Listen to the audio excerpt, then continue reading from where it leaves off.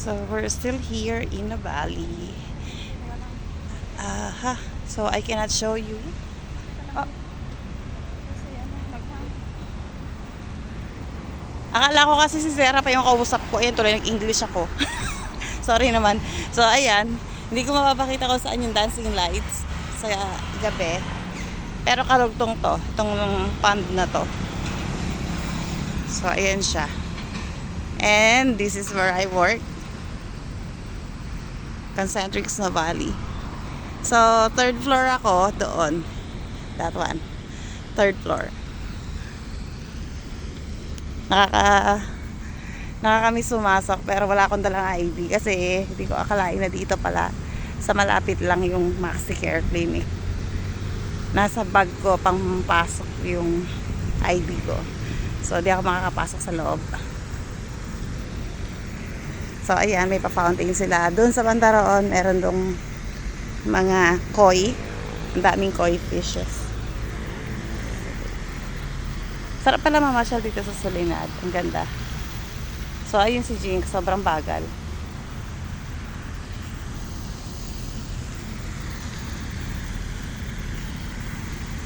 Papunta doon yung Tagaytay. Dito naman yung Santa Rosa. So, it's Santa Rosa Tagaytay Road. Dito yung lagi naming binabagtas pag napunta kami ng mga tropa ko sa Tagaytay. Minsan tumatambay kami dyan sa Soledad. Kakape, mga ganon.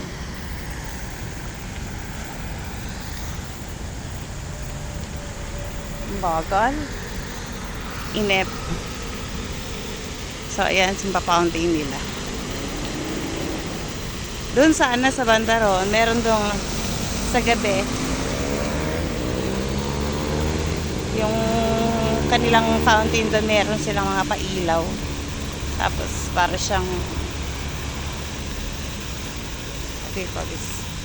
dancing lights. Tapos parang may palabas. Ewan kung may koi na dito. Meron siguro pero pailan-ilan. Kasi nandoon yung koi feeding sa kabila. Doon sa may Rombab.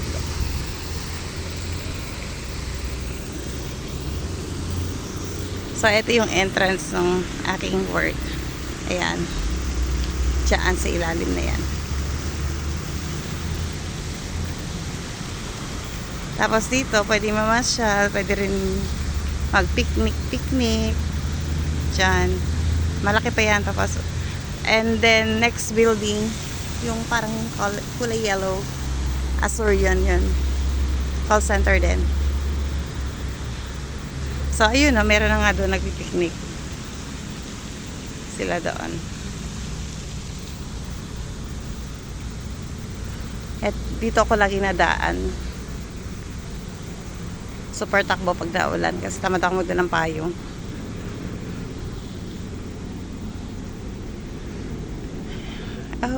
Okay, so papunta ako ngayon doon sa tambayan ng mga kois. Asan ka na ba, Jinx?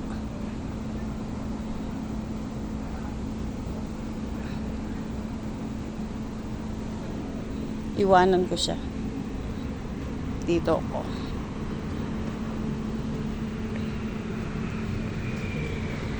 Eto, dito kami natambay sa gabi. Pag yung break time, lunch break. Lunch break namin. Pagkatapos namin kumain, dito kami natambay.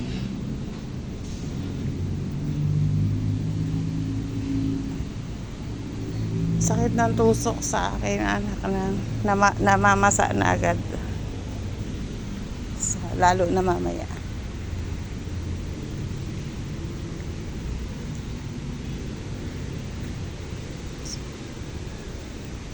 Dito kami natambay. Ayan, Rombab. And then dito yung yung boat. May boat ride din dito eh. Ito yung mga boats nila. Here. So, kung makikita nyo, may yung boat. Nakikita niyo ba yun? Yung mga koi fishes na yun. Ang dami. Feeding.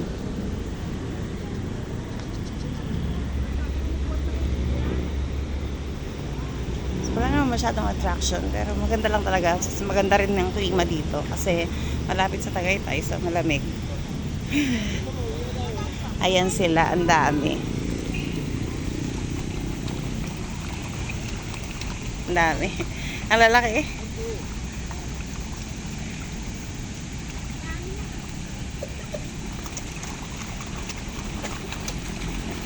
Ang kukulit din nila, oh.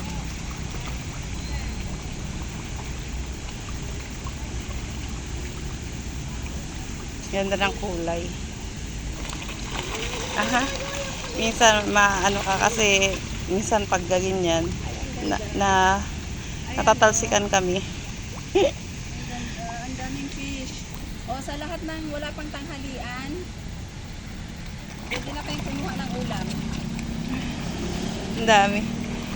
Bakit? Parang hindi sila nabubusog, no? Lagi naman may nagbi-feeding dito, pero parang hindi sila nabubusog.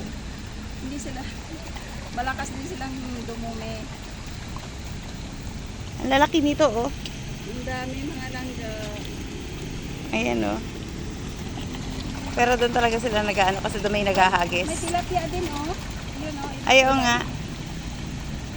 Ayun, tilapia pwedeng kainin, pero itong mga goldfish na to, hindi, no?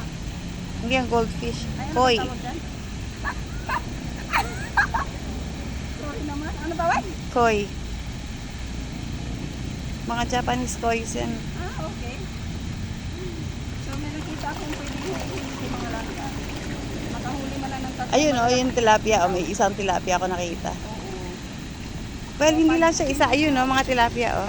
Pag Naliliit pa. ko yung card dito sa likod ko, manghuli ako ng mga tatlong tilapia at bigihawin ko pagdating sa bahay.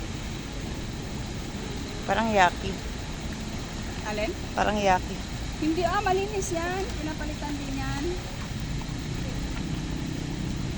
Pinapalitan ba tubig dito? Ay, hindi. Running water to. Papunta doon.